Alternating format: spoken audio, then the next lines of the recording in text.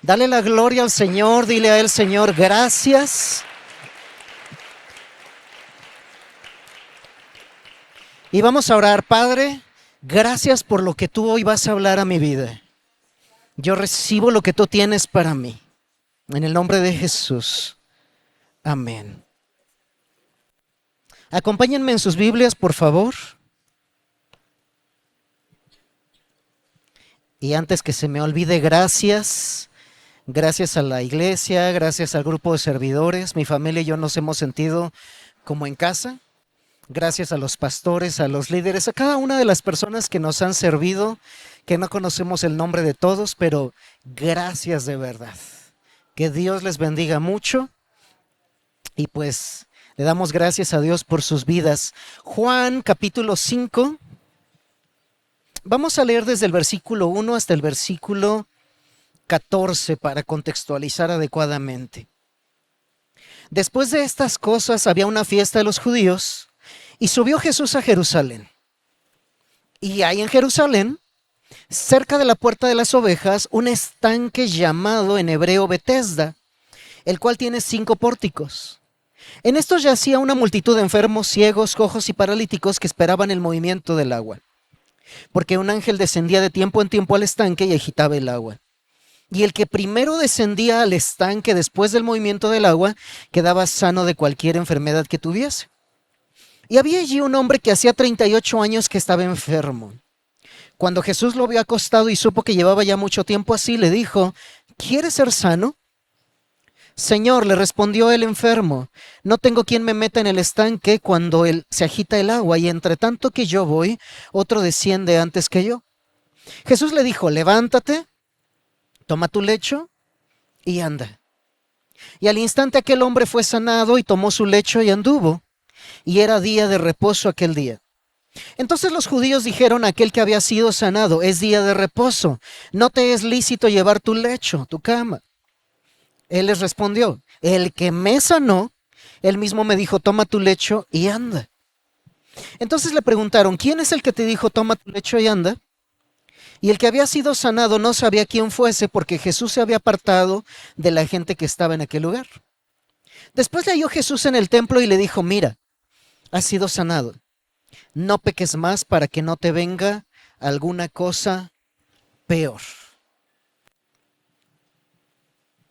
Qué interesante, porque Juan nos describe y nos empieza diciendo que había una fiesta en Jerusalén. Pero no nos dice qué fiesta. Yo traté de averiguar qué fiesta era la que se celebraba en ese tiempo, porque ustedes saben que Dios instituyó una serie de fiestas de un modo profético que anunciaban una parte del ministerio de Jesús. Entonces dije, sería interesante saber qué fiesta se celebraba aquí, pero nadie se pone de acuerdo. Hay otros pasajes donde dicen claramente, hasta Juan o cualquier autor, cualquiera de los evangelistas nos dice: era la fiesta de la Pascua, era la fiesta de las primicias, la fiesta de los panes sin levadura, la fiesta del perdón, cualquier fiesta. Pero en esta fiesta en particular, en este pasaje de Juan, nadie se pone de acuerdo, porque Juan no nos dice claramente qué fiesta se celebraba y no nos da pistas para decir era esta o esta. Hay algunos teólogos que dicen era esta, pero con un nivel de 50% de certeza, que es como echarse un volado.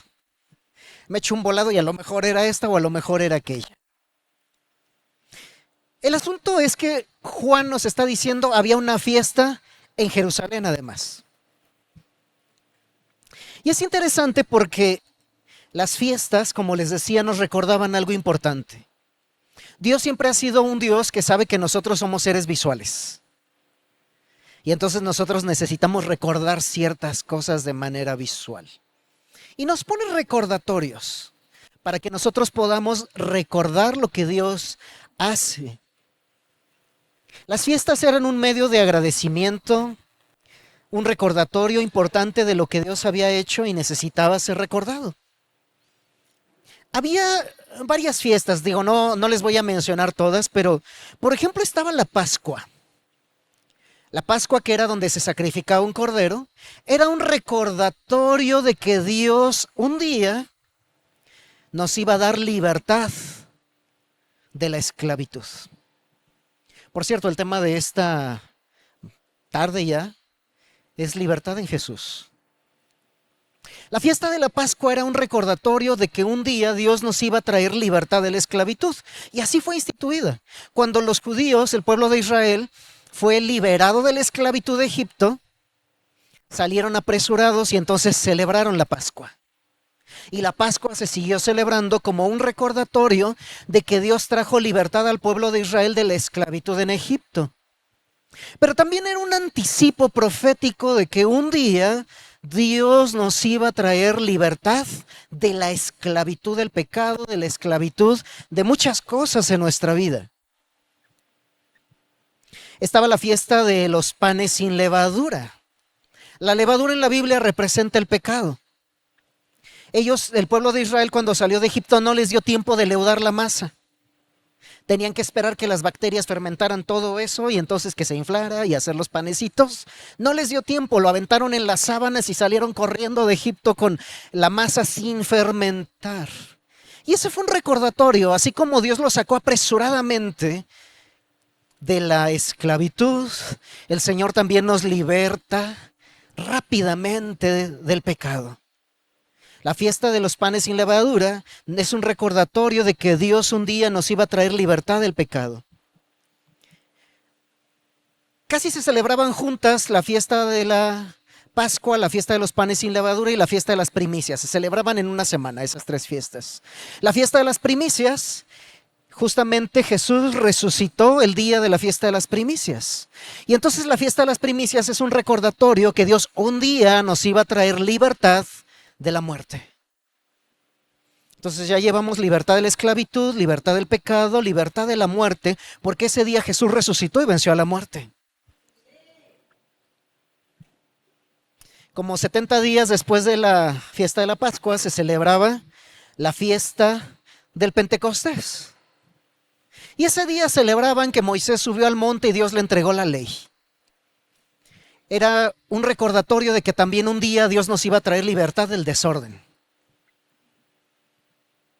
Las leyes, las normas, los decretos, los fundamentos que Dios estaba instituyendo para su pueblo, estaban poniendo un piso firme para que ellos ordenaran su vida, en lo religioso, en lo civil, en las leyes, en las relaciones interpersonales. Dios nos estaba diciendo, yo les doy mis leyes, yo les doy mis principios para que ustedes vivan una vida de orden. Entonces el Señor nos estaba prometiendo que un día Él nos iba a liberar de la vida de desorden que estábamos trayendo. Después venía la fiesta de las trompetas. Se tocaban 7 trompetas y cada una de las trompetas era un llamado al arrepentimiento.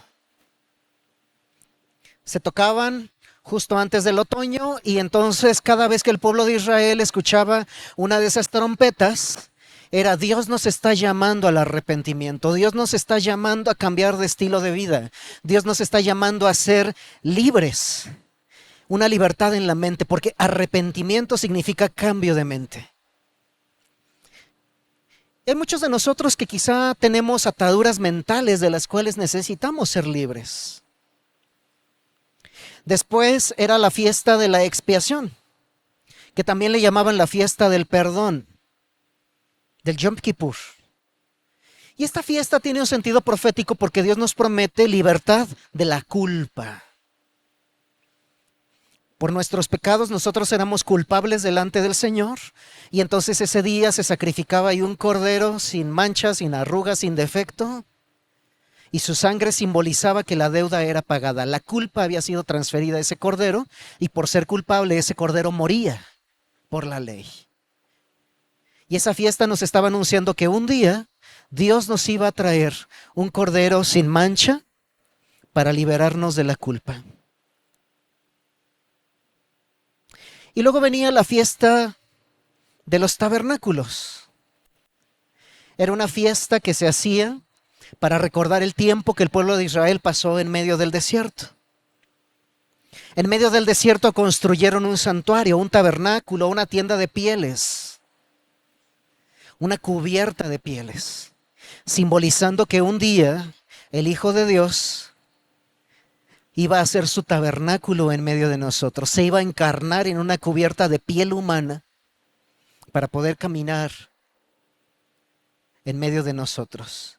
Y la fiesta de los tabernáculos nos anuncia que un día esa cubierta de pieles iba a ser rasgada de arriba abajo para darnos acceso al lugar santísimo. Que un día Dios nos iba a traer libertad eterna.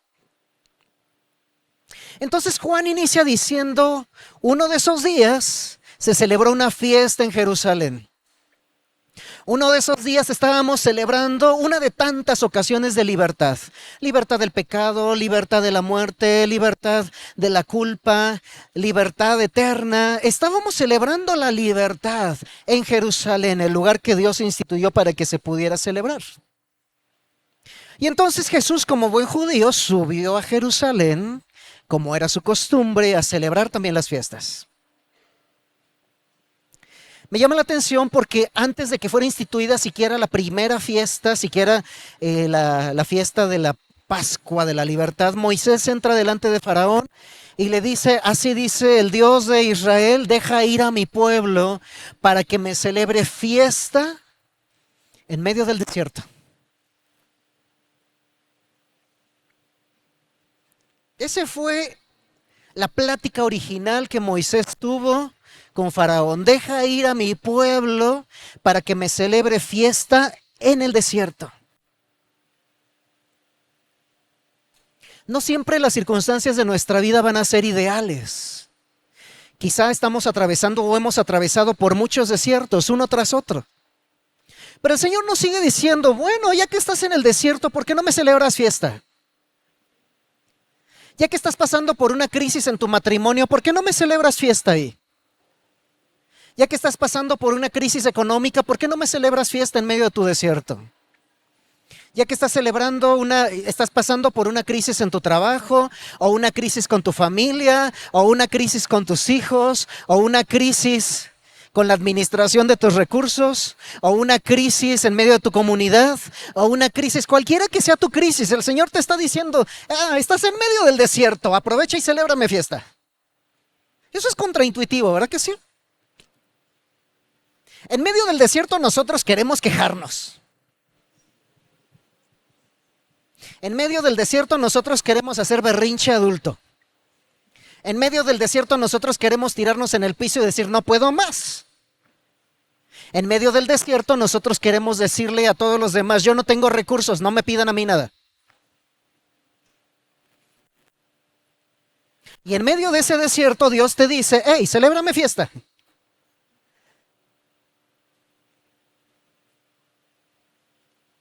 Ese es el contexto en el que Jesús sube a Jerusalén. Dios diciéndole, vamos a celebrar fiesta en Jerusalén. Y es interesante porque a lo largo de la Biblia nosotros podemos ver el significado de los desiertos. Oseas 2:14 nos dice, pero he aquí que yo la atraeré y la llevaré al desierto y hablaré a su corazón. Cuando Dios quiere hablar a nuestro corazón, cuando Dios quiere que de verdad le escuchemos, cuando Dios quiere que entonces digamos, Señor, está bien, te escucho, Él nos va a llevar a un desierto. Y tú puedes preguntarte por qué estoy en medio de una crisis matrimonial. Bravo, estás en medio de un desierto en tu matrimonio. Ahí Dios te quiere hablar. Estoy en medio de una crisis financiera. Bravo. Dios quiere enseñarte algo acerca de finanzas. Estoy en medio de una crisis con mis vecinos. Bravo, Dios quiere enseñarte algo sobre relaciones interpersonales. Dios quiere hablar no solamente a tu mente, no lo razones. Solamente sé sensible a la voz de Dios y dile, Señor, háblame. Háblame en medio de este desierto. Habla a mi corazón, no hables a mi mente, habla a mi corazón, porque eso es lo que dice el profeta Oseas. Te llevaré al desierto y hablaré a tu corazón. Deuteronomio 8:2, y te acordarás de todo el camino por donde te ha traído Jehová tu Dios estos años en el desierto, para afligirte, para probarte, para saber lo que había en tu corazón, si habías o no de guardar tus mandamientos, mis mandamientos. Dios prueba nuestro corazón en el desierto, donde no hay nada. No en la abundancia de recursos, en la escasez de recursos. Señor, cuando yo me gane la lotería, no, voy a dar todos los diezmos que te debo. No la vas a ganar. Dios está probando tu corazón en medio del desierto para que en medio de esa crisis tú digas, Señor, no tengo más que un peso, pero voy a aprender a dar en medio del desierto. A lo mejor vives en un departamentito muy pequeño y a lo mejor ya no cabe tu familia y entonces están peleando a cada rato. Ay, lo que necesitamos es una casa más grande para que cada quien tenga su espacio y no estemos peleando. No. Dios no te va a dar una casa más grande mientras tú no aprendas a convivir en esa casa pequeña.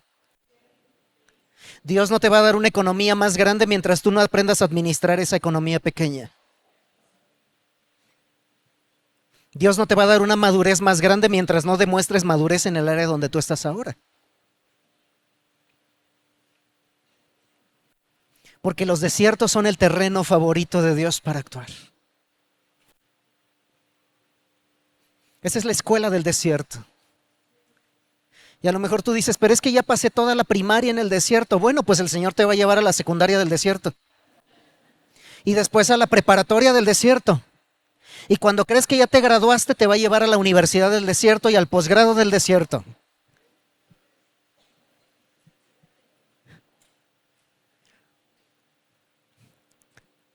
Pero Dios va a probar todas las áreas de tu vida para que tu fe crezca. Para que entonces tú no razones. No estoy diciendo que no está bien pensar. Está excelente pensar.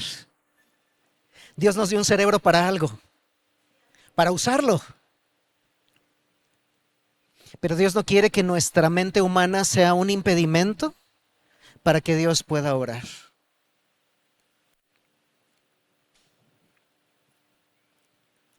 La puerta de las ovejas, Juan nos está diciendo que había esta puerta y entonces había la puerta de las ovejas y había ahí 5 pórticos. La puerta de las ovejas era llamada así porque por ahí entraban las ovejas hacia el templo para ser sacrificadas. Qué curioso, y por ahí entró Jesús. Por la puerta de las ovejas. Atravesó la puerta de las ovejas. En medio de una fiesta, Jesús atraviesa la puerta de las ovejas. Qué cosa más profética, ¿no? Y Jesús, capítulos más adelante en Juan 10, hace una declaración sorprendente. Jesús empieza a decir, yo soy la puerta de las ovejas. El que por mí entre será salvo. Yo voy a ser sacrificado, pero tú tienes que ser crucificado conmigo. Y Gálatas 2:20 dice, con Cristo estoy juntamente crucificado y ya no vive yo, mas vive Cristo en mí. Él es la puerta de las ovejas. Estaba haciendo una declaración profética. Pero este pasaje nos estaba diciendo que Jesús estaba a punto de traer libertad. Por eso Juan no nos dice qué fiesta era. Como si Juan dijera, no importa la fiesta. Cualquiera de las fiestas anunciaba libertad. Pero el que trae la libertad no es importante la fiesta, sino el que trae la libertad. El que trae la verdadera libertad entró por la puerta de las ovejas, constituyéndose a sí mismo como la puerta de las ovejas. Algo importante está a punto de suceder. Betesda significa casa de misericordia. Jesús entró a su casa por la puerta de las ovejas. Y Jesús está diciendo, yo estoy a punto de mostrarle misericordia a alguien. Porque quiero. Porque soy tan generoso que quiero mostrarle misericordia a alguien porque quiero darle misericordia.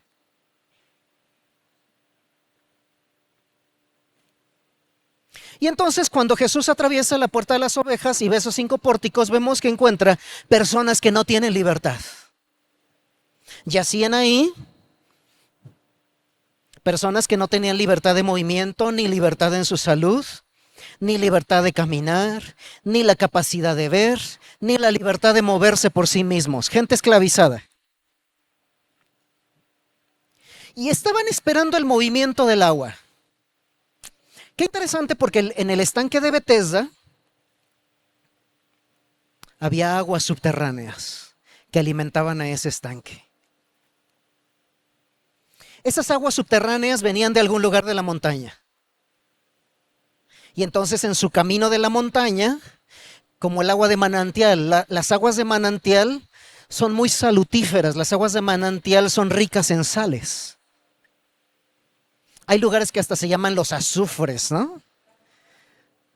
Y hasta huele a azufre. Y son aguas medicinales por la gran cantidad de minerales que tienen. Y hay gente que va ahí. Mi abuelita ha ido a uno de esos lugares. De repente dice, ya me hace falta ir al geyser o a un lugar de esos que huelen feo, porque me duelen mis huesos y mis huesos son fortalecidos cuando estoy en esas aguas. Y el estanque de Betesda era uno de esos lugares medicinales. Medicinales en el sentido de que eran aguas minerales. Salutíferas en el sentido de que eran aguas azufrosas que tenían un efecto terapéutico, no que sanaban por sí mismas. Al ser aguas minerales, también contenían de repente esos minerales reaccionando, formaban pequeñas burbujitas de gas, pero que al ser acumuladas, si uno podía observar el suficiente tiempo, de repente, hacían como una burbujota y algo se movía. Bueno, Juan nos dice que bajaba un ángel, ¿verdad? Del otro lado de la eternidad preguntaremos qué ángel se movía ahí. Pero algo se movía en ese estanque. Ahora, justamente pensemos que también en Jerusalén no solamente había judíos. Había romanos, había griegos, había fenicios, había sirios. Había de muchas nacionalidades, pero quien gobernaba Jerusalén eran los romanos. Justamente ahí se adoraba a Asclepio, que era el dios griego de la medicina. Siempre tenían un santuario griego ahí donde había aguas azufrosas, estanques de agua en movimiento, porque pensaban que el Asclepio, con sus hijas, sanaban a alguien. Era como la versión tergiversada. Pero ahí estaban, y mucha gente que ni siquiera creía en Dios, que ni siquiera eran judíos, estaban ahí, esperando el movimiento del agua para meterse porque el Asclepio, según ahí, obraba algo. Bueno, Juan nos dice que se movía un ángel. No importa si se movía el ángel, el Asclepio por supuesto que no se movía, eso sí, lo tenemos por seguro. Pero algo esperaban esas personas que no tenían libertad. Puede ser que era un fenómeno geológico, Juan nos dice que era un ángel que se movía. El asunto es que esas personas esperaban un milagro. Esas personas esperaban obtener libertad. Esperaban que una entidad sobrenatural moviera el agua. Y cuando se movía el agua, pues claro, querían meterse inmediatamente para recibir sanidad. Y si se movía un ángel, pues qué padre que se moviera el ángel y que pudieran entrar ahí. Pero la gente ya no veía ese lugar como un lugar donde podían recibir la gracia sanadora de Dios, sino ya veían el estanque como un ídolo y ahí estaban esperando algo donde quizá no lo iban a recibir.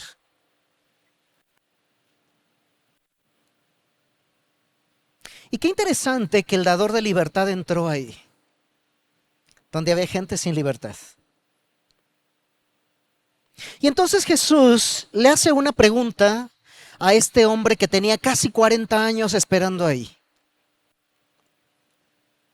Qué interesante porque el dador de la libertad, el motivo de la fiesta, entra ahí en medio de su desierto y le pregunta, ¿quieres ser sano? Y él responde con una excusa, es que yo no he sido sano porque mírame, no me puedo mover. Tampoco he sido sano porque alguien más me gana a la alberca. Tampoco he sido sano porque no alcanzo a llegar en el movimiento del agua. Y entonces se empiezan a escuchar ahí sus excusas de por qué no ha obtenido libertad. Pero Jesús no le dice por qué hasta ahorita no has sido sano si has estado 38 años aquí. No, a Jesús no le importa el estanque y no le importa el ángel que puede estar ahí. Jesús le hace una pregunta y le dice, ¿tú quieres ser sano? ¿Quieres obtener tu libertad?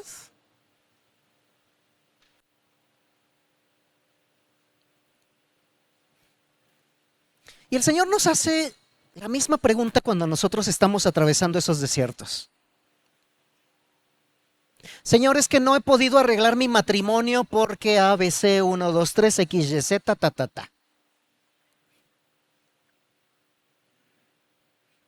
Y el Señor nos dice, pero aquí tienes los principios. ¿Quieres aplicarlos en tu vida?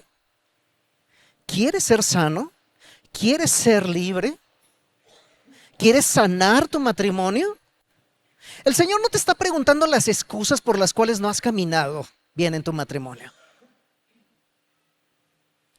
Señor, es que nací en la pobreza y pues ahí estoy con una vida difícil económicamente. Y el Señor nos pregunta, ¿quieres ser libre de esa esclavitud financiera? Él no te está prometiendo que te vas a ganar la lotería. Él simplemente te está diciendo que si quieres libertad en el área financiera. Y te está diciendo, bueno, aquí hay un montón de principios financieros que si los sigues te van a dar libertad en esa área. Señor, pero es que llevo 38 años esperando el movimiento de la lotería y cuando por fin creo que me la voy a ganar, alguien me ganó el billete.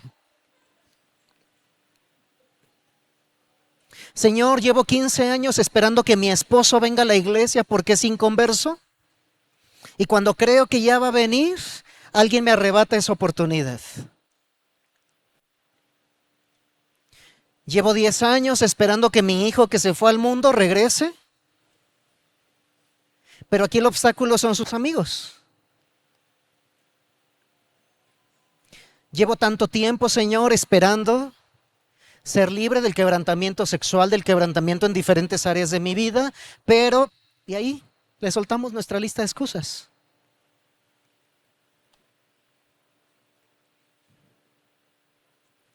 Y estamos como el paralítico esperando que algo se mueva en nuestras vidas. Que se mueva la economía, que suban o bajen las tasas de interés, que suba o baje el Bitcoin.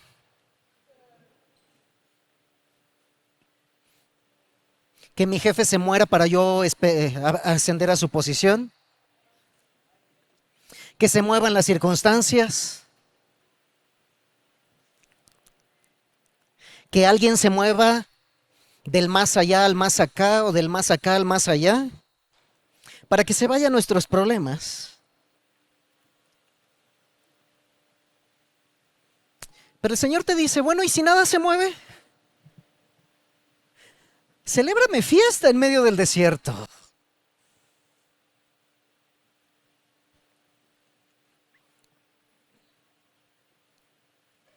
Señor, es que no tengo nada para celebrarte en medio del desierto. Tú propones en tu corazón celebrar a Dios en medio del desierto y Él va a proveer. Cuando se construyó el tabernáculo, miren, el pueblo de Israel eran esclavos. Nosotros leemos unos pasajes, ellos eran esclavos y los esclavos no tenían nada. Y de repente avanzamos en nuestra lectura en el libro de Éxodo. Y encontramos que cuando Moisés dice, hey, traigan ofrenda para construir la casa del Señor. Bueno, llevaron pieles, llevaron telas, llevaron tintes costosos, llevaron oro, plata, bronce, piedras preciosas, madera. Uno dice, wow, pues no que eran esclavos. ¿Qué pasó en el Inter? En el Inter, ellos salieron al desierto a celebrar fiesta al Señor y el Señor proveyó lo necesario. El Señor despojó a Egipto para enriquecer al pueblo de Israel. El Señor movió los recursos de un lado a otro, pero Él no esperó a que ellos estuvieran en la posición donde tenían que estar. El Señor simplemente esperó a que ellos decidieran a moverse. Y Él los movió. Él movió sus voluntades. Él movió un montón de cosas, porque Dios es un Dios que siempre está en movimiento. Por eso hoy cantábamos que todo valle sea alzado y todo valle sea alzado y todo monte derribado. El movimiento causa eso. De repente estamos aquí, bajamos, subimos, bajando. Disfruta el viaje, disfruta el movimiento.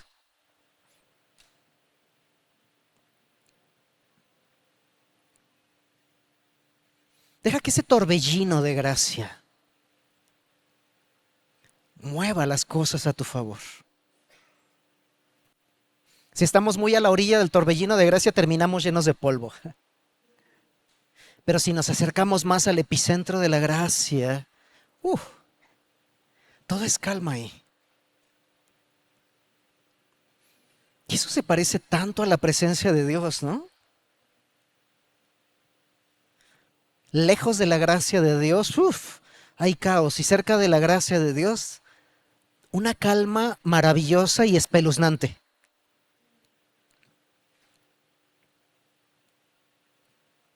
Y este hombre pudo experimentar algo de eso. Cuando Dios convoca a celebrarle fiesta en medio del desierto, Él nos puede dar libertad. Él puede revelarse a nuestra vida para sanarnos, para liberarnos, para restaurarnos, para darnos sanidad. Es una jornada en el desierto, sí. Pero el Señor espera que nosotros demos el primer paso y los demás. A veces tenemos que ir en contra de la corriente.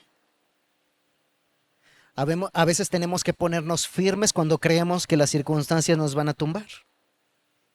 Pero el Señor nos puede dar libertad. Juan nos dice eso, Juan 8:32. Conoceréis la verdad y la verdad os hará libres. Juan 8:36. Si el Hijo os libertare, seréis verdaderamente libres. Así que no es a través de las circunstancias, es a través de el Hijo. Si el Hijo nos trae la libertad, seremos verdaderamente libres. Este hombre que no podía caminar, pudo caminar, tuvo libertad de moverse. Si el Hijo te trae libertad, vas a ser verdaderamente libre de la ansiedad, del pecado, del miedo, de las adicciones. ¿En dónde has puesto tu mirada? Porque este hombre paralítico había puesto su mirada en el estanque, en algo inanimado. Pero cuando obedeció, es más, él ni siquiera sabía que era el Hijo de Dios, pero obedeció. Y en la obediencia, Dios le trajo libertad. A veces no podemos entender. Señor, no entiendo completamente quién eres tú, pero voy a obedecer. No entiendo completamente qué es lo que tú me estás pidiendo, pero voy a obedecer. Entonces, los milagros de Dios no los razonamos, obedecemos y el Señor trae cambios a nuestro corazón. Yo les confieso que estaba platicando con Fabricio hace 2 días y le decía que yo creo que la Biblia, toda la Biblia está inspirada por Dios, pero el pasaje del nacimiento virginal de Jesús, yo no, en mi mente me costaba mucho trabajo. La universidad me enseñó a razonar más que a creer. Y entonces yo decía, Señor, creo, pero ayuda en mi incredulidad. En medio de todo eso, Dios nos permitió conocer a una mujer que no podía tener hijos porque no tenía ovarios, le fueron extirpados en su juventud. Se casó y le dijo a su esposo, no voy a poder tener hijos, jamás. Impedimento biológico, a menos que adoptemos. Y para hacerles el cuento corto, este matrimonio tienen 4 hijos, nacidos biológicamente. Nosotros los conocemos y yo he tenido casi que pellizcarlos para ver que sí son reales. Porque mi mente dice, esto es imposible. Esto es imposible. Pero lo que es imposible para los hombres, para Dios todo es posible. Nuestra hija hace 3 años fue diagnosticada con no sé cuántas enfermedades raras. Doblamos rodillas, estuvimos orando, ayunando, y cada vez que orábamos y ayunábamos nos daban un diagnóstico peor. Lloramos bastante. ¿Para qué les digo que ahí nuestra fe estaba bien fuerte? No, estábamos en medio de la corriente. Confiando en el Señor, porque a estas alturas hemos confiado en el Señor y hemos aprendido a confiar, Señor. Es más, nosotros le dijimos, Señor, ¿quieres llevarte a nuestra hija? Déjanos prepararla. Tuvimos muchas conversaciones sobre la eternidad. Mi hija nos decía, papi, la eternidad debe ser bien bonita, pero yo no estoy lista para irme.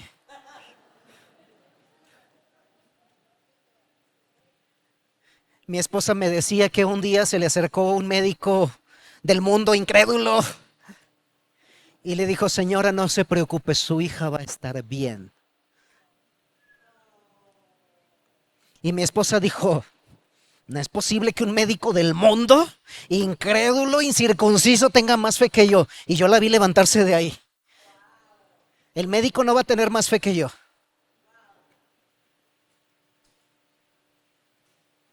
Y en medio del desierto, Dios reta tu fe. En medio del desierto, Dios te llama a obedecer. En medio del desierto, Dios te llama a rendirte a Él. ¿Va a ser fácil? No. Pero el Señor te llama a hacer fiesta en medio del desierto. No porque nos regocijemos con la crisis, sino porque celebramos a aquel que nos puede dar libertad en medio de la crisis. Esa es la verdadera fiesta. Y entonces el llamado de Dios para tu vida el día de hoy es: ten libertad en Jesús. Esa libertad la vas a obtener al celebrarle en medio de la crisis, cualquiera que sea. Celébrale. Tus circunstancias se van a acelerar, se van a cambiar mañana. No, quizá no. Pero tú sigue caminando en obediencia hasta ver lo que Dios va a hacer en tu vida. Camina en obediencia. El pueblo de Israel caminó mucho tiempo en obediencia hasta que conquistó su tierra prometida. Sigue caminando en medio de tu desierto hasta que alcances tu tierra prometida. ¿En dónde has puesto tu mirada para ser libre? ¿En dónde has puesto tu mirada para obtener libertad?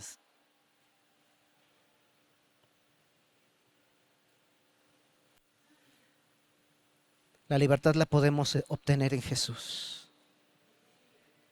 Yo te voy a invitar para que te pongas de pie.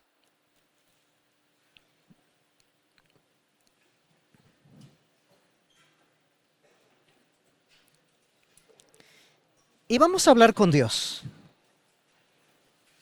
Yo sé que constantemente lo haces, pero vamos a hablar una vez más con Dios. Y al hablar con el Señor, yo quiero que tú puedas reconocer delante de Él: Señor, este desierto estoy caminando. Esta crisis estoy atravesando. Este problema no sé cómo resolverlo. Y estoy como aquel paralítico quizá esperando que se mueva algo. Señor, pero hoy decido creer en el que me puede traer libertad. Quizá no se mueve el estanque, quizá no se muevan las circunstancias, pero el que me puede dar libertad no se va a mover de su trono. Él sigue estando en medio de su trono. Así que, ¿en qué área necesitas caminar en obediencia? Es la obediencia la que llevó a Jesús a la cruz. Quizá la obediencia te lleve a un lugar de sacrificio. Quizá la obediencia te lleve a un lugar aún más difícil. Quizá la obediencia haga que estés en un lugar donde eso traiga lágrimas y sudor. Pero Dios te está diciendo: camina en obediencia. Dios te está pidiendo a veces lo imposible. Al paralítico le dijo: toma tu cama y anda. Señor, no puedo ni caminar, menos voy a poder cargar mi cama. Levanta tu lecho y anda. Haz lo que no podías hacer. Señor, es que me cuesta trabajo orar, ora más. Me cuesta trabajo ofrendar, ofrenda más. Me cuesta trabajo adorar, adora más. Me cuesta trabajo perdonar. Suelta eso. Me cuesta trabajo pedir disculpas, pues pídelas más. Me cuesta trabajo tener paciencia, pues ten más paciencia. En medio de los problemas, ten más paciencia. Me cuesta trabajo entender, no entiendas, obedece. Camina.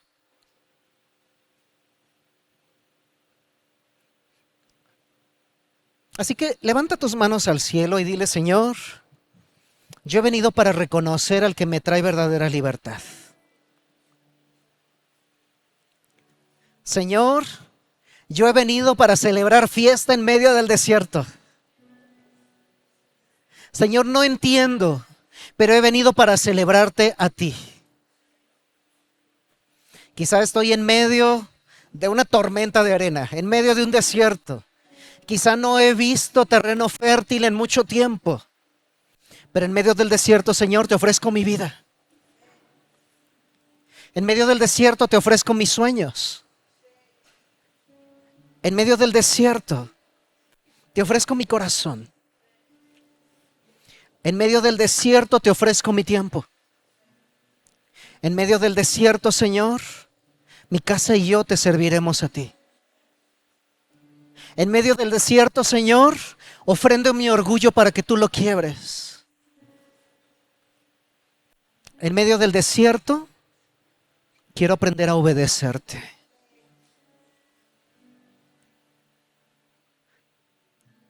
Padre, en el nombre de Jesús, te damos gracias por cada uno de los que estamos aquí, en medio de este torbellino de gracia, en medio de tanto movimiento, en medio de tanto movimiento, tú eres el único que permanece inamovible. Aunque eres un Dios que se mueve en medio de las circunstancias. Señor, en el nombre de Jesús yo oro para que tú te muevas en medio de mis circunstancias. Señor, en medio del desierto, yo sé que tú vas a orar. Y en medio de tu desierto, el Señor te va a rodear de amigos con quienes tú tienes que compartir. Amigos con quien tú tienes que compartir el evangelio. Dios te va a rodear de eso. Antes de que el Señor te rodee de amigos que sean leales a ti, de amigos que te hagan sentir confiado y seguro, Dios te va a rodear de amigos con quien tú necesitas compartir el mensaje del evangelio. Tú vas a ser un canal de salvación para ellos, para que después ellos sean una estructura de amistad que esté alrededor de ti.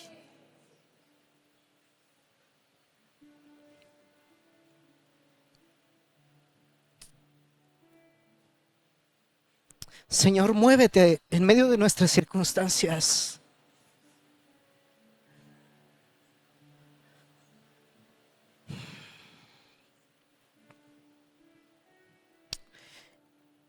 Y yo sé que aquí en medio de esta congregación hay un mover profético.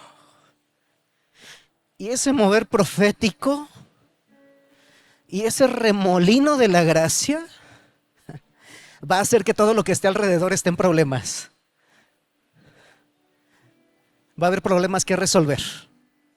Y en medio de esos problemas que resolver se va a manifestar la gracia sobrenatural de Dios.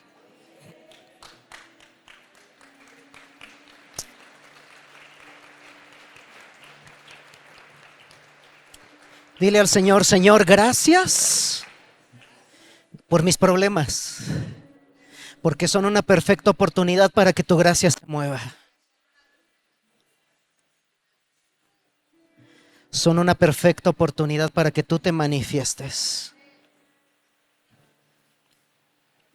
Gracias, Padre. En el nombre de Jesús. Amén.